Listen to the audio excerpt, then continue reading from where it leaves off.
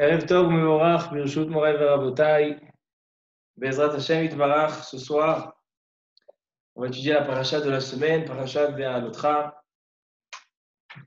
Et on a quelques, je pense, enseignements qui sont importants dans la vie d'un homme à travailler.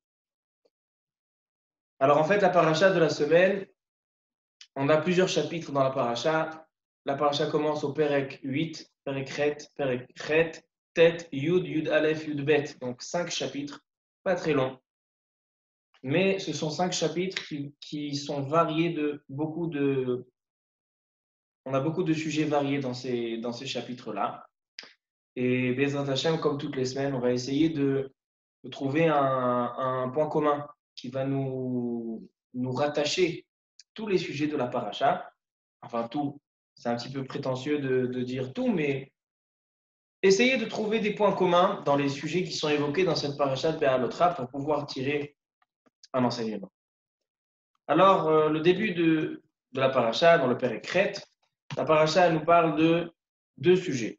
Le premier, c'est la mitzvah de l'allumage de la lampe, de la menorah au Beth Amikdash, qui a été enseignée à Aaron HaKohen, Be'alotecha et Anerot, de allumer les flammes. El Moul Pene HaMenorah Ya'iru, ils vont éclairer. C'est que la menorah qui symbolise la chokhmah, la sagesse. Et ensuite, Kadosh Baruch Hu, il dit à Moshe et Aaron HaKohen, il leur dit, prends les Lévim, kach et alvim. Alors on sait dans plusieurs endroits dans la Torah que souvent, quand la Torah elle dit kach, prends, ça ne veut pas dire prendre physiquement, mais c'est prendre des fois par la parole. Kach et alvim, il dit, va et demande-leur de venir, rapproche-les par tes paroles. On voit ça dans Paro, les Avdil. Il y a marqué que Paro, va yesor et richbo et amo lakach imo. Il y a marqué que Paro, il a pris son peuple. Comment on peut prendre son peuple? Prendre, ça veut dire quand quelqu'un il va convaincre son ami avec des paroles. Alors donc ici, on doit prendre les Lévim. Pourquoi on doit prendre les Lévim? En fait, on prend les Lévim afin de leur ordonner les derniers préparatifs. Comment ils doivent se préparer pour pouvoir vraiment commencer leur exercice. Et la Torah, elle dit qu'on doit prendre les Lévim. Vegilehu, ils doivent se raser entièrement. Il dit, Rashi, pourquoi ils doivent se raser entièrement? Il dit, puisque les Lévim, ce sont des personnes qui se sont sacrifiées pour le clan d'Israël, parce qu'en fait, tout le Shevet Lévi, c'est les Kohanim et les Lévi, et c'est une tribu qui s'est sacrifiée pour toutes les autres tribus. Ils n'ont pas de travail, ils n'ont pas de parnassa, seulement ils vivent par rapport aux cadeaux qu'on leur donne au Beth Amikdash. Pourquoi? Parce qu'eux, ils sont du matin au soir, ils se soucient de ramener les corbanotes de Ham Israël pour pouvoir que Ham Israël ait de la capara d'Akadosh Baruch Hu et de ramener les corbanotes et de vraiment d'être l'intermédiaire entre Akadosh Baruch Hu et Ham Israël. Ce sont la tribu de Lévi et donc il faut bien sûr les convaincre. Et il dit Rashi, pourquoi on les rase entièrement? Rashi nous enseigne un grand enseignement. Il dit Rashi, Izgigam tiglachat dans le Perek Chet Pasuk Zayin, Izgigam tiglachat kametzoraim. Kadosh Baruch Hu, il demande que le Lévi'im se rase comme le Metzora. Il y a quelques semaines, on a étudié Parashat Metzora. Et là-bas, dans la Parashat du Metzora, il y a marqué que celui qui a la lèpre, alors qu'est-ce qui se passe? À la fin de sa tahara, de sa purification, à la fin, il doit raser tous les cheveux et les poils de son corps. On le refait à neuf. Alors donc, là, les Lévi'im, comme ils viennent à la place de Ham Israël, et Ham Israël, ils avaient une faute de Avodah Zara. Il dit Rashi, Avodah Zara, c'est comparé celui qui fait un zevach, qui va faire un korban, un sacrifice pour l'Avodah Zara, c'est comme s'il fait un sacrifice pour les morts, zivre metim. Et donc, le Metzora, il s'appelle aussi comme un mort.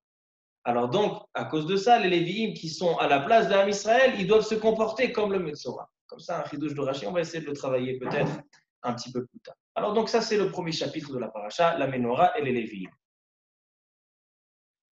Le Perek Tet, deuxième chapitre de la paracha, il parle de Pesach Sheni. Pesach Sheni, ce sont toutes les personnes qui n'ont pas pu faire le Korban Pesach le 14 Nissan parce qu'ils étaient impurs parce qu'ils n'avaient pas, il dit le Baal HaTurim, comment ça se fait qu'ils étaient impurs? Il dit parce que c'est ceux qui ont ramené les ossements de Yosef Hatzadik. Alors comme ils ont ramené les ossements de Yosef Hatzadik, ils étaient téméim. Alors donc ils ne pouvaient pas faire le Korban Pessah. Alors donc Akadosh Baruch Hu leur a dit, c'est pas grave. Ils sont venus demander à Moshe Rabbeinu, la manigara, on a envie de faire la mitzvah du Korban Pessah. Et donc on a raté le Korban Pessah. Et Baruch Hu leur dit, je vous donne un cadeau, Pessah Sheni. Un mois plus tard, le 14 Iyar, vous pouvez faire le Pessah Sheni. Deuxième sujet dans le Perek Tet, on parle du déplacement de Am Israël dans le désert. Ça s'appelle les Massaot. Le déplacement de Am Israël dans le désert, c'est intéressant parce qu'il y a toute une cérémonie qui est faite. Tout d'abord, sur le Mishkan, il y avait en journée le Hamoud Anan et la nuit le Hamoud Haesh. C'est-à-dire qu'il y avait vraiment la présence de la Shrina qui était sur le Mishkan. Et en fonction de la Shrina, si elle se déplaçait ou elle se reposait, c'est de cette manière qu'Am Israël, ils prenaient la décision, est-ce qu'ils vont voyager ou ils vont s'arrêter. Si le Hamoud Anan, la Shrina, elle avance, ils vont avancer. Si elle s'arrête, ils s'arrêtent. Et c'est pas seulement ça, c'est que Kadosh Baruch Hu, il demande dans le Perek Yud Aleph, Kadosh Baruch Hu, il demande à Moshe Rabbeinu, Aseh lecha shete chatzotzerot. Fabrique-toi 2 trompettes d'argent. Kesef, le Baal HaTurim dit pourquoi il n'a pas fait d'or, pour pas rappeler le veau d'or. À Kol Panim, il demande de faire 2 chatzotzerot, 2 trompettes. Avec ces trompettes-là, ils vont pouvoir annoncer à tout le clan Israël, tous les machanot, comme on a expliqué il y a 2 semaines, que les machanot, tous les shvatim, ils étaient dispersés devant, au nord, au sud, à l'est et à l'ouest du Mishkan. On avait 3 de chaque côté, 3 tribus de chaque côté. Donc, ils faisaient avec les Chatzotzrot pour pouvoir déplacer les Am Israël et pouvoir aussi leur signaler qu'on s'arrête ou on bouge. Les Chatzotzrot, les trompettes, ils servaient aussi à rassembler ou bien les chefs de chaque tribu, ou bien les Nessiim, ou bien rassembler tout le clan Israël. Ça servait aussi en temps de guerre. Quand il y a des guerres, il y a une mitzvah de sonner dans les Chatzotzrot. À tel point que cette mitzvah qui est dans cette paracha, elle est tranchée la halakha le maaseh, dans le Rambam. Dans la halachot ta'aniyot, il est écrit que quand en Israël, ils ont une tzara, ils sont en état de détresse. Alors donc, ils ont une mitzvah de faire de l'itko abachatzotzrot. Donc, c'est pour ça qu'on fait aujourd'hui, quand on a eu l'épidémie du corona, au début de l'épidémie, alors les rabbanim, ils ont ordonné, comme dit le Rambam, de sonner le shofar, faire les slichot et de sonner le shofar. Parce que le shofar, il rappelle le zikaron devant Akadosh Baruch Hu, et dans cette paracha, il y a marqué Uviom simchatchem, uv moadechem, uv rashech chodshechem, utkaatem bachatzotzrot, en sonnant dans les Chatzotzrot, on rappelle notre souvenir, comme à Rosh Hashanah, on fait Zichronot, Malchuyot et Shofarot, on se rappelle, on ramène notre rappel à Kadosh Baruch Hu. Kadosh Baruch Hu se rappelle de nous, il est Zocher Otanu. Et donc c'est comme ça que Kadosh Baruch Hu, il est Merachem, Kadosh Baruch Hu, il a de la miséricorde pour son peuple.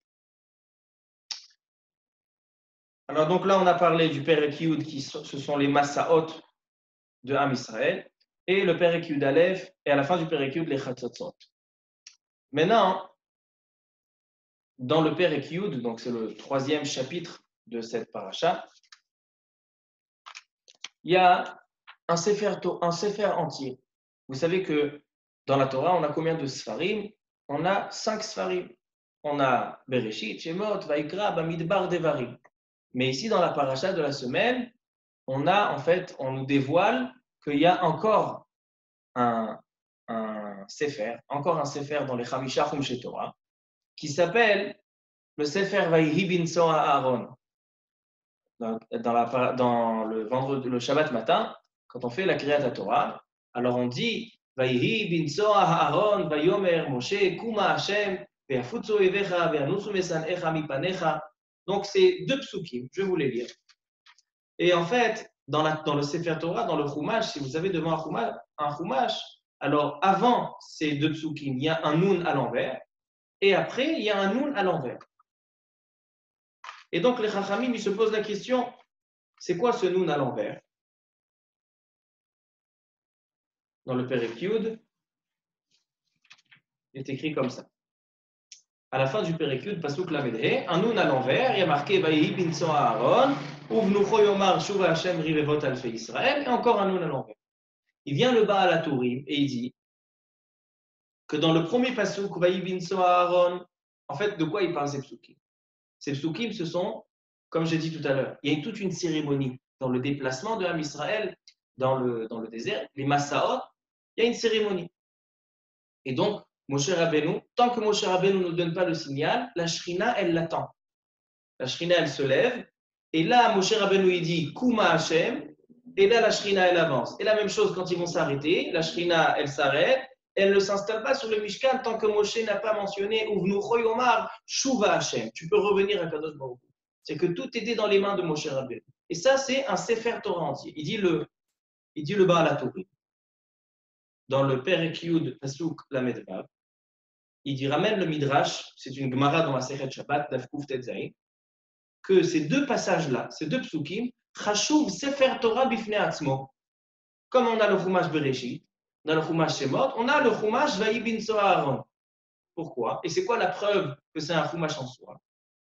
Il dit, le premier pasuk, qui est Vaïhi binso Aaron, combien il contient de mots? 12 mots.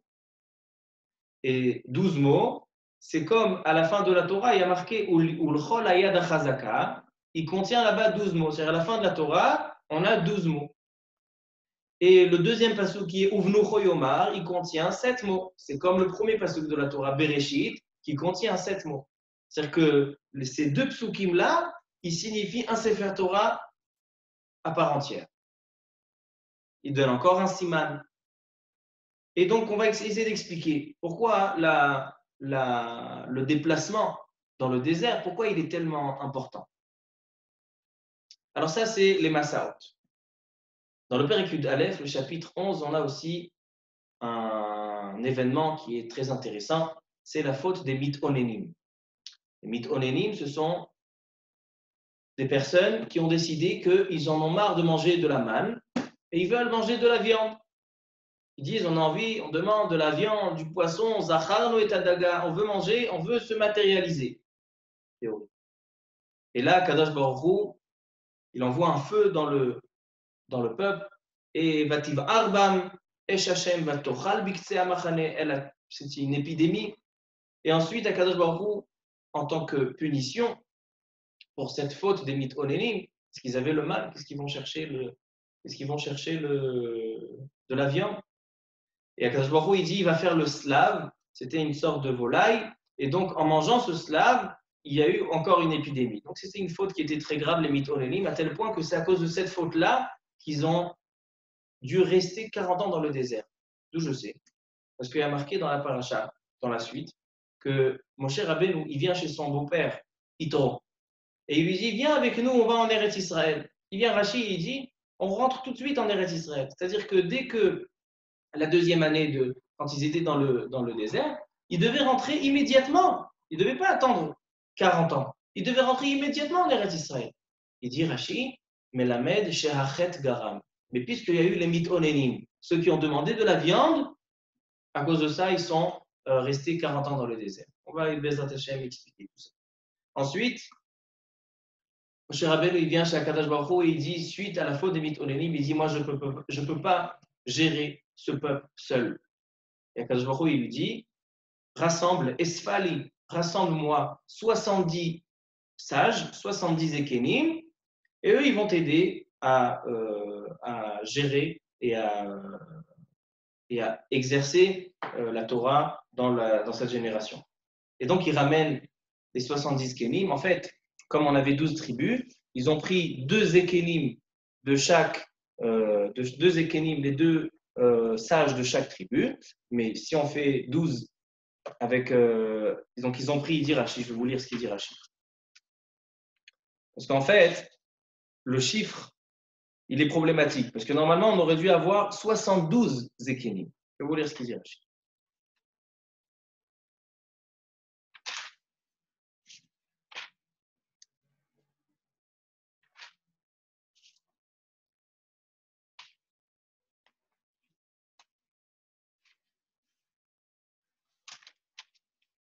Voilà. Esfali, Vayomer Hashem el Moshe, Esfali shiv'im ish mizikne Israël.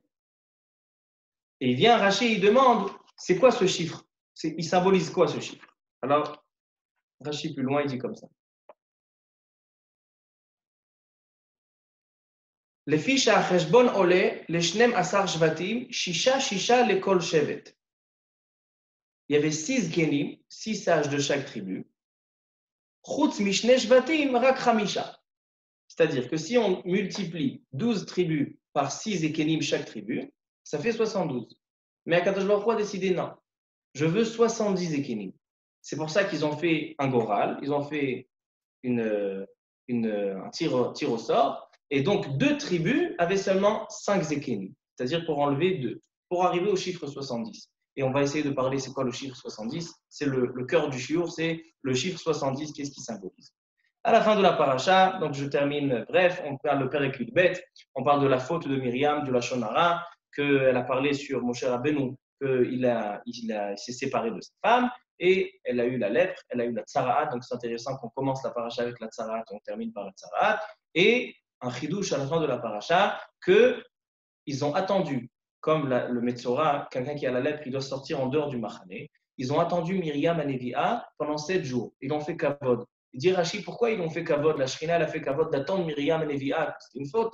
Pourquoi ils ont attendu pendant 7 jours avant de continuer les Massaot? Il dit Rashi, comme Myriam et Nevi'a, quand elle était petite, et elle gardait son petit frère, bébé, Moshe Rabbeinu, et il y a marqué que quand il était dans le Nil, elle a attendu pour voir où il va. Vatetatsav achoto vata'amod. Elle a regardé pour voir si vraiment Moshe Rabbeinu il est entre de bonnes mains. Alors puisqu'elle a attendu, alors on lui a fait un sachar que la Shrina elle a attendu tant qu'elle se sépare de cette lèvre. Ça c'est la fin de la paracha. Top. Vous avez bien vu, on a beaucoup de sujets qui ont l'air aucun rapport l'un avec l'autre dans cette paracha et on va essayer de trouver un point commun. En fait, ce qui m'a interpellé pour pouvoir trouver un lien, toutes les semaines on essaye de trouver un lien. Le Mefaresh qui m'a réveillé cette semaine, c'est Rabbeinu Yaakov Baal HaTurim. Le Baal HaTurim. Et le Baal HaTurim, dans le Perek Yud Aleph, Pasuk Yud Bet, il parle d'un pasuk qui est très difficile à comprendre. C'est un dialogue qu'il y a entre Moshe Rabbeinu et Akadosh Baruch Hu. Et ce dialogue a l'air un petit peu difficile à la compréhension et qui nécessite une réflexion. C'était suite à la faute des mitonénim. Les mitonénim, ceux qui voulaient manger de la viande. Et là, Moshe Rabbeinu, il dit comme ça, dans le pasuk Yud Aleph, Vayomer Moshe el Hashem. Moshe, il vient et il dit à Kadosh Baruch Hu, Lama hareota le'avdecha. Pourquoi tu me fais du mal? Velama lo matzati chen be'enech. Lasum et masa kol ha'am hazeh alay. Moshe Rabbeinu, il dit, je ne peux pas supporter la charge de tout ce peuple seulement sur mes épaules. Est-ce que c'est moi le parent, c'est moi le père de ce peuple? Est-ce que c'est moi qui lui ai donné vie?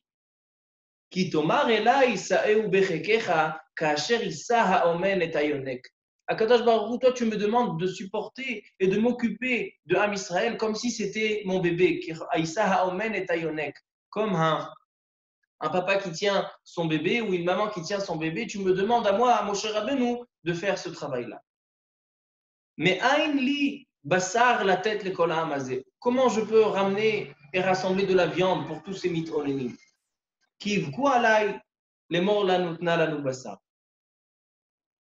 Il dit lo uchal levadi la tête et kol ha'am hazeh. Je ne peux pas m'occuper seul.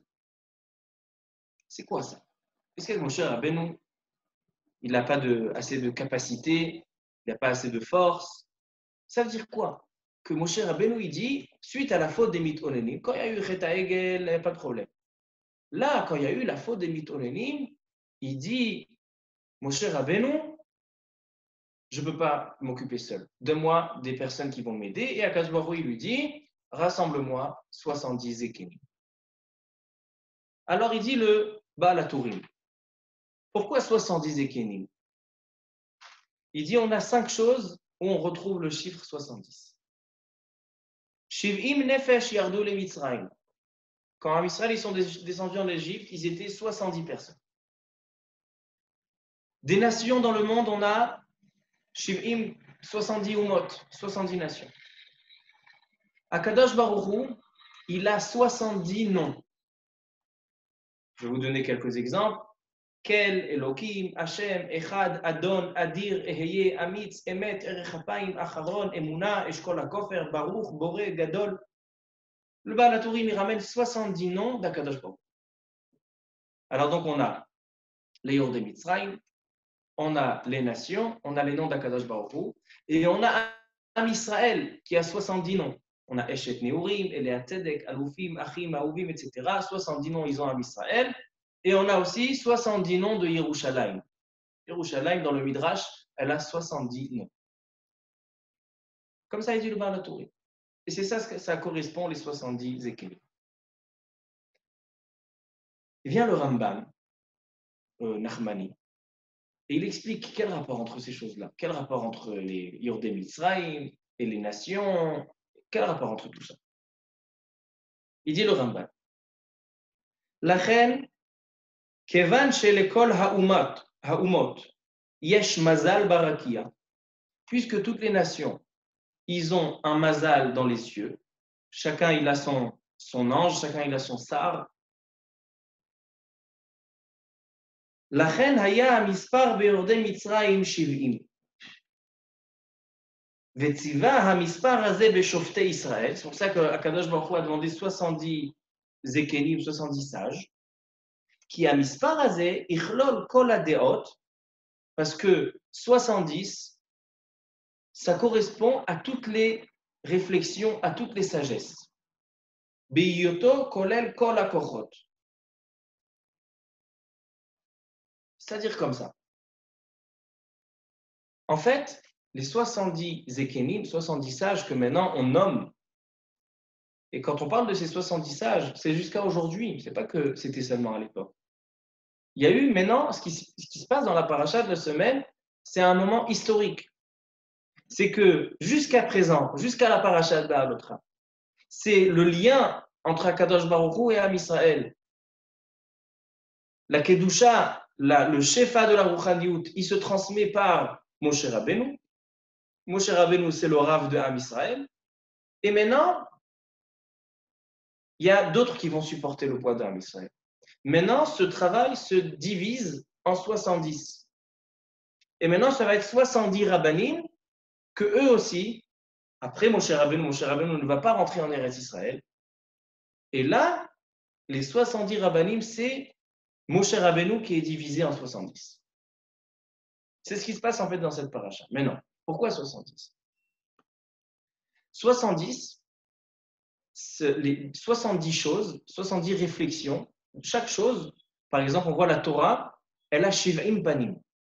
On peut comprendre une chose par 70 manières, 70 phases. Des fois, plusieurs thèses, plusieurs théories, plusieurs réflexions. On a 70 manières de réfléchir et d'avoir une approche à une chose. C'est pour ça qu'on a 70 nations.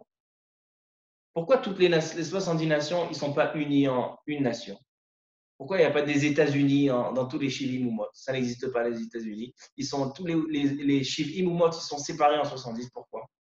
Parce qu'en fait, chaque Ouma, elle a sa réflexion. Chaque Ouma, elle voit les choses autrement. Tu ne peux pas rassembler deux personnes qui réfléchissent chacun autrement, tu ne peux pas les rassembler. Et puisqu'on a 70 manières de réflexion, c'est pour ça qu'on a Shivim Umot. Parce qu'on a 70 clans, dans chaque clan, ils pensent la même chose. Et on en a 70. C'est pour ça que la Torah, elle a 70 compréhensions. Akadosh Baruch Hu, il a 70 noms. Pourquoi il a 70 noms ? Parce que Akadosh Baruch Hu, lui, qui a créé le monde, qui a créé la sagesse, il contient toutes les 70. Parce que si c'est lui qui les a créés, il contient tous les 70. Donc en fait, Akadosh Baruch Hu, il a 70 noms, parce qu'il contient les Shiv'im Chochmot, il contient les Shiv'im Drachim. Am Israël, la différence entre toutes les nations et Am Israël, c'est que Am Israël, eux, pourquoi ils ont été choisis ? Parce que eux, ils comprennent Shiv'im Chochmot aussi. puisque Am Israël, ils sont rassemblés, ils sont collés à Kadosh Baruch Hu, Israël ve'oraita ve'kudja ve'richu lachadu.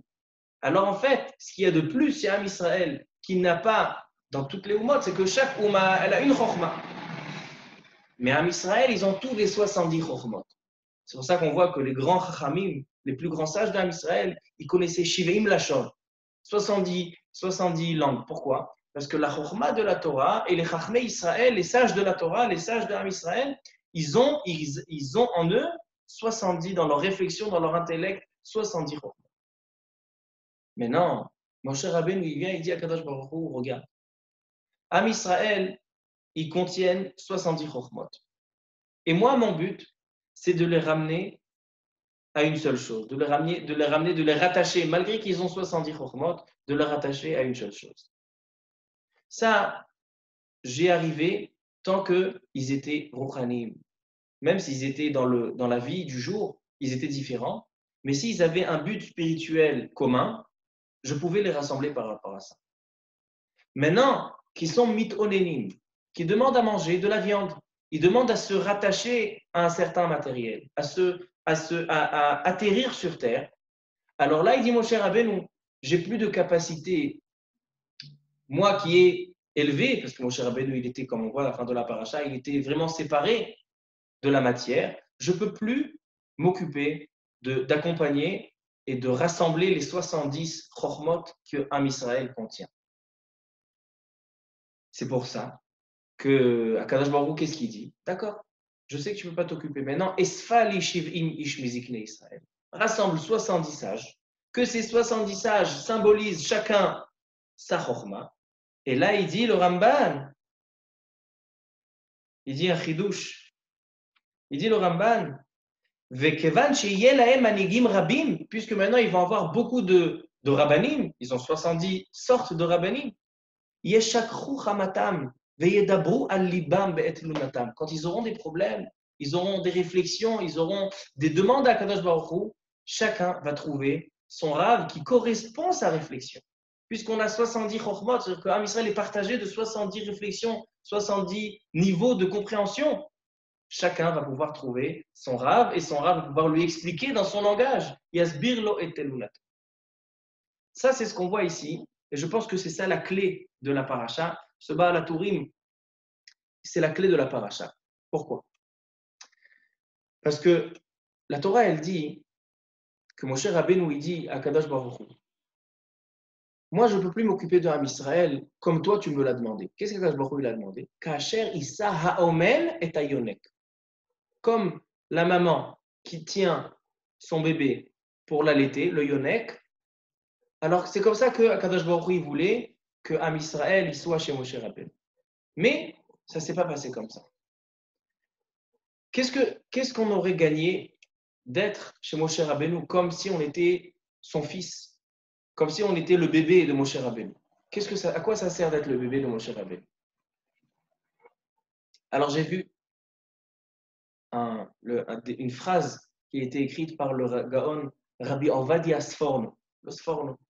Lui, il dit, c'est quoi la différence quand on a un roi, quelqu'un qui dirige ses sujets, et une famille, avec un père, avec le papa de la famille, que c'est lui qui est responsable de s'occuper de la famille? C'est quoi la différence? Il dit un roi, quand il va diriger son peuple, si on a deux personnes qui ne sont pas d'accord une avec l'autre, alors ou bien ils vont faire la guerre, ou bien ils vont s'éloigner les uns des autres, ou bien il va changer de royaume. Ils ne peuvent pas. Le roi, il n'est pas capable de rendre toutes les personnes d'accord les unes avec les autres. Il peut diriger, mais il ne peut pas rentrer dans la réflexion des gens et de les mettre d'accord un avec l'autre. Tandis que le papa de la famille, il dit le Sforno, Ha'av yachol le'anhig et banav afalpi shem chaluke deot. Même s'ils ont des différentes réflexions, il peut diriger ses enfants. Pourquoi?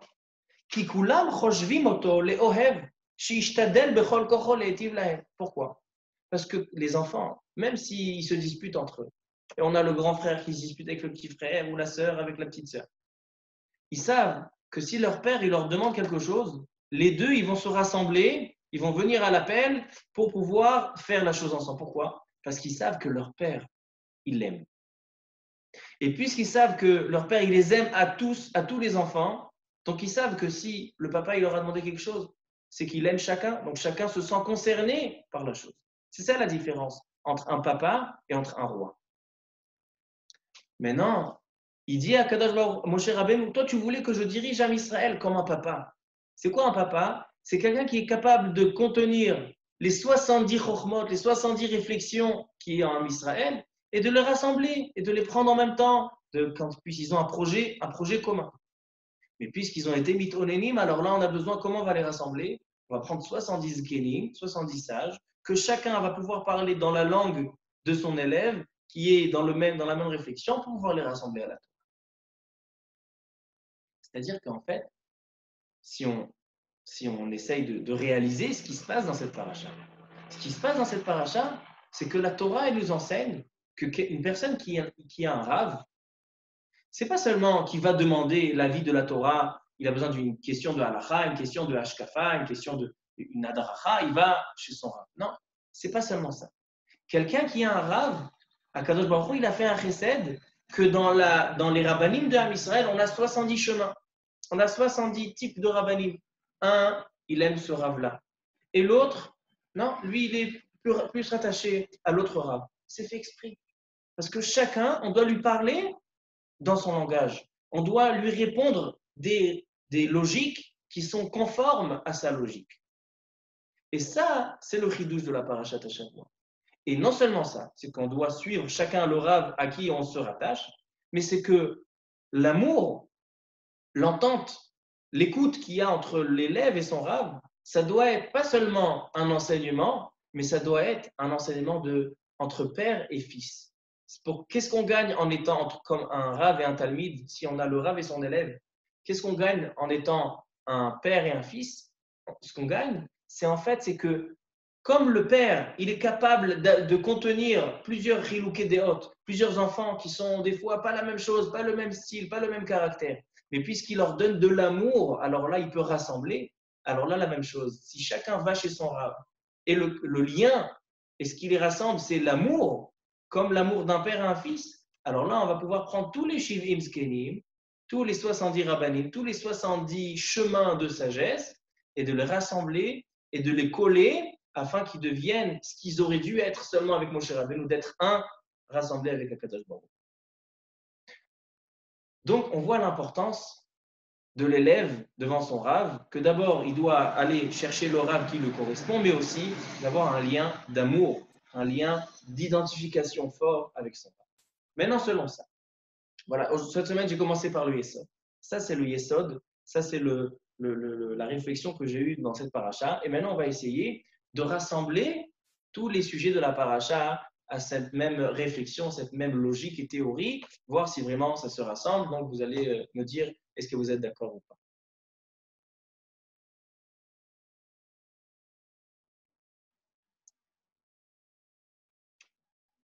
Juste avant de commencer à rassembler tous les sujets de la paracha, je vais vous lire un Baal HaTurim. Il dit comme ça. Comme je vous ai dit, Moshe Rabbeinu, il dit à Kadosh Baruch Hu, tu m'as demandé de m'occuper de ton fils comme un bébé. Comme la nourrice tient le bébé, Haomen et Tayonek, comme la nourrice tient le bébé, c'est ce que tu m'as demandé d'être avec tes enfants à Israël. Il vient le Baal HaTurim. Il dit, c'est quoi Haomen? Dans le roumage du Baal HaTurim, sur le He, il y a des tagim, il y a des petits traits. Tagim à la He. Pourquoi il y a marqué Haomen avec des traits sur le He? Il dit pour dire qu'un homme, il transmet à son fils 5 choses. Ha'av zoché lebno bechamisha dvarim. Ça peut être, si le père il a ces 5 choses positives, il va transmettre à son fils 5 points positifs. Et la même chose, de la même manière, de l'inverse. S'il a 5 caractères, 5 choses négatives, il va les transmettre. C'est quoi ces 5 choses? Il dit le Baal HaTurim dans le Perek Yud Aleph, Pasuk B. Ha'av zoché lebno bechamisha dvarim. Benoy, c'est-à-dire la beauté. Si le papa il est beau, le fils il va être beau. Si la maman elle est belle, la fille elle va être belle. Bekoach, la force. Be'osher, la richesse. Bechochma, la sagesse. Bechanim, et le temps de vie. Comme ça, il dit le Baal HaTurim. Et il dit, et d'un autre côté, donc il le prouve de plusieurs psukim. Il a des psukim où il prouve ça, que ce sont des choses qui sont héréditaires. Et il dit, Oto davar lehefer. Zav tachat hakoach. Il y a marqué que Yoav, dans le Navi, il y a marqué que Yoav, il était rachat. Et Yachulu al rosh Yoav ve'al ikaret mi bet Yoav. Donc il y a une klala, une malédiction à Yoav. C'est que qu'est-ce qui va se passer à tous les descendants de Yoav? Il va y avoir Zav, Metzora, Machazik bapelech, Nofel bacherev vechassar lechem. C'est quoi ces 5 choses? Le Zav, c'est quelqu'un qui a des écoulements, c'est Taratakoach. C'est ce qui symbolise la force. Donc c'est-à-dire qu'il ne va pas avoir de force. Donc c'est l'inverse. Comme on a dit tout à l'heure que le père, il transmet à son fils le koach, si c'est positif, même chose dans le négatif, il va lui transmettre la faiblesse. Metzora, celui qui a la lèpre, tachat hanoi, parce que celui qui est Metzora, il n'est pas beau. Machazik bapelech, zemi she'en bo chochma. Les descendants de Yoav, ils ne vont pas avoir de chochma. Nofel bacherev, il ne va pas vivre longtemps. Vechassar lechem, ze'oni. Et chassar lechem, c'est la pauvreté. Nimtza, il dit en fait c'est un Yerushalmi dans Masechet Kiddushin. Shehatzadik zoche lebanav bechamisha dvarim. Le tzadik, il transmet 5 bonnes choses positives à ses enfants. Et l'inverse, vehachayav mechayav otam bechamisha dvarim chilufam. Leur inverse. Ça veut dire quoi? Ça veut dire que un père, c'est pas magique. Si le père il a ces 5 bonnes choses, alors son fils aura 5 bonnes choses. Si le père il a 5 mauvaises choses, non. Un père, il a un lien, un kécher avec son fils, c'est qu'il y a une capacité de transmettre. Même s'ils ne sont pas d'accord, le père, il a un ma'amad, la Torah, elle lui donne, et la nature, elle donne au père une capacité de transmettre à son fils. Quand un fils, quand un enfant, il naît dans une famille, et il observe toute sa vie ses parents, il l'a incarné en lui parce que ses parents ont une capacité de lui transmettre. Donc c'est pour ça que si le père il a 5 choses positives, il va transmettre 5 choses positives. Et s'il a 5 choses négatives, il va transmettre 5 choses négatives. Maintenant, ça se rassemble à l'idée de, comme j'ai dit tout à l'heure, que puisque dans cette paracha, on nous donne le chidouche du Rav, de ce qui est les Shivim Zkenim, que maintenant on n'est plus seulement en lien avec Moshe Rabbeinu. Maintenant, chacun il peut avoir selon sa réflexion. On a Shivim Chochmot, à Israël, ils ont 70 noms comme à Kadosh Baruch Hu, ils ont 70 Chochmot, chacun il peut se rassembler. Et on a dit que ce kécher d'un Rav et un Talmid, ça doit être un kécher de père avec un fils. C'est pour ça qu'a dit la Gemara dans Kiddushin, que si quelqu'un l'a nous, ou bien non, on va prendre le côté positif. Quelqu'un il a son père et son Rav qui ont besoin d'un verre de thé. Et lui, il a que seulement un verre de thé. Chacun il veut et il a seulement un verre de thé. À qui il doit le donner? Dit la Mishnah, dit la Gemara, à son Rav. Pourquoi? Parce que le père, il emmène les Olam Hazé et le Rav, il emmène les Olam Haba. C'est-à-dire que le Rav, dans la Torah, chez les Juifs, le Rav, il n'a pas seulement un cadre, il n'a pas seulement une importance de professeur, mais il a une importance de père. Il y a des halachot kibud avahem chez le Rav. Maintenant, venez, on essaye de comprendre comment tout ça se rassemble. Le début de la paracha, on a la paracha de la Ménorah. La paracha de la Ménorah, c'est la paracha de la sagesse, c'est la chokma. On a vu qu'une des choses qu'un homme il transmet à son fils, c'est la chokma. Et non seulement ça, elle dit la Gemara dans la Sechet Shabbat, dans la Sugya de Hanouka et de Nerot Shabbat, dans la page 21, 22, il est marqué comme ça. Azahir Baner, quelqu'un qui fait attention aux nerfs, c'est-à-dire qu'ils font attention d'allumer les Nerot de Shabbat et les Nerot de Hanouka avec toute la halachot, Avian le banim talmidei chachamim. Pourquoi? Ils vont avoir des enfants dans des Chachamim. Pourquoi? Parce que ceux qui font attention à la menorah, que la menorah, elle symbolise la Chokhmah, ils vont avoir des enfants Chachamim. Donc on voit que le premier sujet de la paracha qui parle de la menorah, ça rejoint la première chose qu'on a dit qu'un père transmet à son fils, la Chokhmah. Ensuite, qu'est-ce qu'on a? On a les Chatzotzrot. On a vu dans la paracha, on a les Masaot. Am Israël, ils se déplacent dans le désert et on ramène les trompettes. Et donc, on fait, quand il y a Atzara, pendant les guerres, on sonne dans les trompettes. Ça symbolise le Koach, ça symbolise la force, la guerre et le déplacement de toute la nation. Ça aussi, ça nécessite une Chatzotzra. Chatzotzra, avec un son, avec une trompette, en jouant d'un instrument. Am Israël, ils écoutent et ils vont selon le son de la Chatzotzra. C'est une manière d'accepter, c'est une manière de s'identifier avec un message. Le message dans la Chatzotzra, il était ou bien de se rassembler, ou bien de changer de commencer à aller dans le désert, ou bien de signaler qu'il y a une guerre.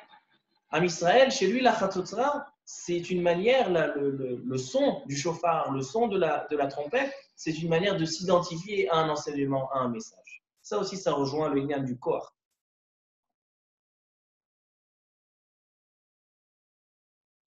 Ensuite,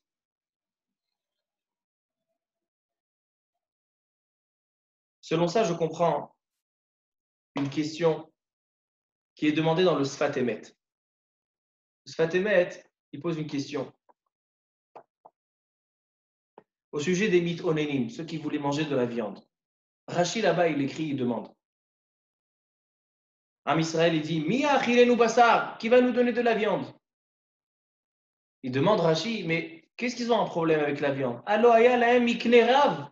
Quand ils sont sortis d'Égypte, ils ont pris tout le bétail des Égyptiens, donc ils avaient plein de bétail. Ils avaient des moutons, ils avaient des vaches. Donc qu'est-ce que tu vas demander? Crie à Kadosh Baruch Hu, j'ai pas de viande, donne-moi de la viande. Vas-y, prends, tu as, fais la shrita, bravot, bété avant. Qu'est-ce qu'ils ont? Rashi répond une réponse très étonnante. Rak shemevakshim alila. Il dit Rashi, tu sais c'est quoi le problème d'Am Israël? Ils n'avaient pas de réel problème, ils avaient de la viande. Pourquoi ils ont mis de la viande? Parce qu'ils cherchaient des problèmes. Mevakshim alila. Ils cherchaient les problèmes. La réponse de Rashi, elle est très étonnante. Et le Sfat Emet, il demande. La question, elle est, comment c'est possible? Am Israël, ils viennent de sortir du Har Sinaï, ils viennent de recevoir la Torah. Ils se sont séparés complètement des ch'touillottes de ce monde, du Olamazé, ils n'ont pas besoin de manger, rien du tout. Alors, tout simplement, ils vont te donner, ils ont envie de manger de la viande, que ça symbolise de se rattacher au Chomer. Et non seulement ça, c'est qu'ils ont de la viande. Alors quoi, ils cherchent les problèmes? Quoi, c'est des gosses, c'est des enfants? Ça, c'est la première question. Deuxième question. Il y a aussi une phrase qui est frappante dans la paracha.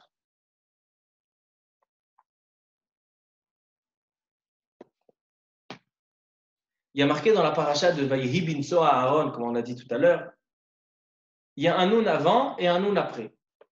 Ils viennent tous les Rishonim et ils disent qu'en fait, pourquoi cette paracha elle est au milieu du Chet des mythes onénim et de. Qu'est-ce que ça fait là, cette paracha? Pourquoi elle a été placée, comme on a dit que c'est un chumash? Alors pourquoi elle a été placée ici? Il dit Rashi, Ramban, tout le monde, ils disent Kedelafsik ben pour anout les pour anout. Puisqu'il y avait la faute des mythes onénim, alors il ne voulait pas coller ça aux parachiotes précédentes. Donc, Akadosh Baruch Hu, il a mis dans la Torah une paracha au milieu pour arrêter, pour faire une interruption entre une pour anout et une pour anout. Alors, on a compris c'est quoi la pour anout après, c'était les mythes onénim. Mais c'était quoi la pour anout avant? Qu'est-ce qui s'est passé? Il y avait les Massaot. Qu'est-ce qui s'est passé? C'est quoi le problème? Il dit, le Ramban, au nom du Midrash, que la pour anout qui est précédée, Vaï bin Aaron, c'est que Am Israël, il y a marqué dans le pasuk, dans la paracha, ils se sont sauvés du Har Sinaï. Ils étaient à Har Sinaï et ils se sont sauvés du Har Sinaï. Il n'y a pas marqué qu'ils sont partis du Har Sinaï. Ils se sont sauvés. Et là, ils disent les Chachamim la fameuse phrase Kemo tinok aboreach mi bet sefer. Vous savez, en Israël, ils étaient au Har Sinaï, ils ont reçu la Torah, ils ont vu les 10 bérot, les 10 commandements, le feu. Eh bien, sachez qu'ils se sont sauvés du Har Sinaï comme un enfant se sauve de l'école. aller à la sortie de l'école, à 1h de l'après-midi ou à 5 de l'après-midi. Vous voyez, les enfants, ils courent. Ils courent où? On ne sait pas. De toute façon, ils vont attendre. Le père, il est toujours en retard. Ils vont l'attendre un quart d'heure devant la porte. Mais de la classe, il va sortir en courant. C'est comme ça la nature. Le Tinok, il est boréach mi bet sefer. Il se sauve. Et il explique le Ramban, pourquoi Israël ils se sont sauvés comme ça du Har Sinaï. Il dit ils se sont sauvés parce qu'ils avaient peur. Ils ont déjà reçu 613 mitzvot. Ils ont dit, écoute, si on va rester, on va avoir encore beaucoup de mitzvot, encore 700, 800. Il va y avoir 813 mitzvot, pas 613. C'est pour ça qu'ils se sont sauvés. Ça aussi, c'est un midrash étonnant. Quoi? Au Har Sinaï, qui sont arrivés à un tel degré, alors on les compare à des enfants qui se sauvent de l'école. Alors on a deux questions. Tout d'abord, ce qu'on a dit, que comment ça se fait qu'on dit que Am Israël, il se sauve comme ça, mi bet sefer, ketinok aboreach mi bet sefer. C'est étonnant. Et deuxièmement, comme j'ai dit, avec les mitonélim, qu'ils ont dit ils avaient de la viande, ils ont dit non, on a de la viande, mais on cherche les problèmes. C'est qu'on cherche les problèmes. Tout ça pour manger un morceau de viande.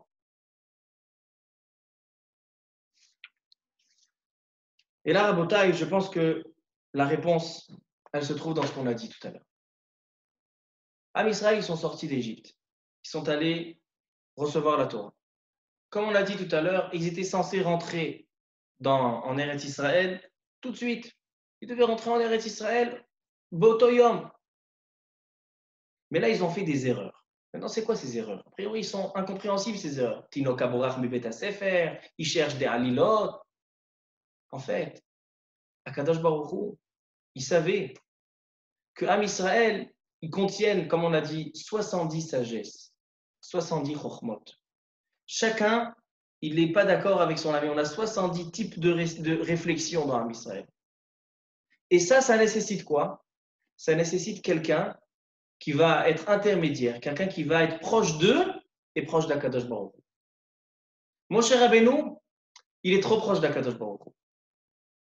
Alors, qu'est-ce qu'il a fait à Akadosh Baruch Hu? Il a demandé à prendre 70 ékénim, 70 sages de chaque tribu.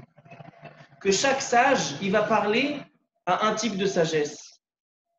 Comme ça va correspondre à 70 réflexions. Chacun, il va avoir son rave. Sans ça, mais sans ce kécher entre le talmid et le rav, comme on a dit, l'élève et son maître, si on n'a pas un kécher de Av et Ben, de père et de fils, un kécher d'amour, parce qu'on a dit que l'amour du père, c'est en fait ce qui va dominer, comme il dit le Sforno. Il dit que le fils, même s'il n'est pas d'accord avec son frère, il sait que son père, il l'aime. Et donc, quand il va leur demander quelque chose à tous les deux, c'est par amour pour tous les deux. Donc, ils vont s'identifier. Et c'est ça, le rav, il doit être comme un amour d'un père. Et sans ça, sans se soumettre à un rav, donc qu'est-ce qui se passe? Alors, chacun va aller selon sa réflexion. Si on n'est pas capable d'accepter des enseignements de notre rav, de se soumettre à notre rav, alors qu'est-ce qui va se passer? On va ressembler à la nature de l'homme. C'est quoi la nature de l'homme? Un tinok, un bébé, un enfant à l'école, sa nature, elle est que quand il entend des enseignements et des mitzvot, 613 mitzvot, il va se sauver. Borer mi bet sefer. Il termine les Aseret Adibrot, ça y est, je me sauve, j'ai assez déjà. 613, c'est déjà trop.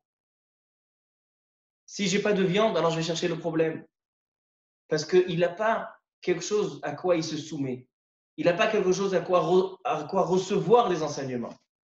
C'est-à-dire que la mitzvah de cette paracha, qui est Esfali Shivim Ish Mizikne Israël, rassemble-moi 70 personnes, 70 sages de la Torah, qui vont être maintenant les rabbanim, des profs particuliers pour chacun. Morim Prateim. C'est une mitzvah qui est indispensable. Et c'est ce qui va être nécessaire pendant 40 ans. 40 ans, on dit qu'un élève, il peut comprendre la réflexion de son rav au bout de 40 ans. Après les 40 ans, il a compris son rav. Arbaim Shana, elle dit la Gemara.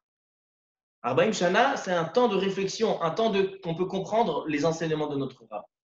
C'est pour ça que c'est vrai que techniquement, ils auraient dû rentrer, ils n'avaient pas besoin de perdre tous ces 40 ans. Mais ces 40 ans, c'était une manière de se rattacher chacun à leur rav et après à se rassembler pour pouvoir rentrer en Eretz Israël. Rentrer en Eretz Israël, il faut rentrer un peuple, pas 70 peuples qui est en un. Am Israël, il contient tous les 70 qu'on a dit.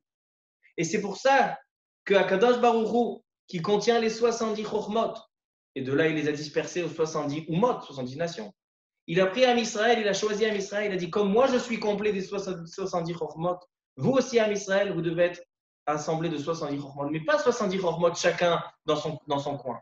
70 Chochmot qui viennent et qui se rassemblent. Par quoi ils se rassemblent? Par un amour, par un objectif qui est commun. Et comme s'il y a une famille avec 70 personnes, 70 enfants et petits-enfants, chacun il va penser à autre chose. Ils savent que quand le grand-père il demande quelque chose, c'est par amour pour chacun, ils vont tous se rassembler, comme ça c'est Am Israël. C'est pour ça que Akadosh Baruch Hu, il a Shivim Shemot, 70 noms. Et c'est pour ça que Am Israël, quand ils sont descendus en Égypte, ils étaient 70, parce qu'ils viennent maintenant, 70 personnes, rentrer dans le cour à Barzel. Ils viennent rentrer en Égypte pour se rassembler. On a 70 noms de Am Israël de 70 noms. Et Yerushalayim, elle a 70 noms. Yerushalayim, c'est la Ira Shlema. Yerushalayim, c'est la Shlemut, c'est le Beth Amikdash qui rassemble Am Israël et Akadosh Baruch Hu. Ça nécessite aussi. Yerushalayim, elle a 70 noms. Peut-être c'est pour ça que toutes les nations, ils veulent venir et s'emparer de Yerushalayim. Et Yerushalayim, on peut trouver les 70 nations peut-être. Pourquoi? Parce que c'est l'endroit où Am Israël, ils vont ramener tous les 70 Umot qui sont entre eux. Et ils vont s'identifier, ils vont se rassembler en un avec Akadosh Baruch Hu. C'est ça le secret, c'est ça le sod des Shivim Skelim, des 70 sages. Et c'est comme ça qu'on comprend les sujets de la paracha, comme ça qu'on peut les rassembler. Alors, Bezrat Hashem, qu'on essaie de comprendre cette réflexion-là, l'importance du Rav. Un Rav, c'est pas seulement quelqu'un que quand j'ai une question, alors je vais lui poser la question. C'est pas seulement une source de données. C'est pas seulement un professeur. On doit sentir chacun avec son Rav, et il y en a 70 rabbinim, pas tout le monde doit avoir le même Rav. Chacun il doit avoir le Rav qui le correspond. Mais s'il te correspond, alors il faut que ce soit une relation comme de fils avec un père.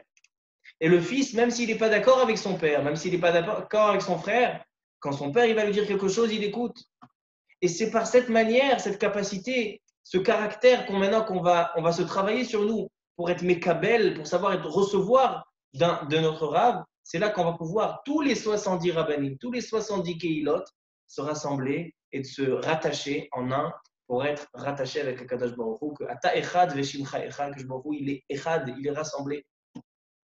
Et Bezrat Hashem, Nizke, chez Tibane Yerushalayim, qui a 70 noms, Tibane Yerushalayim, Imera Be'amenu, Amen, Ve'amen.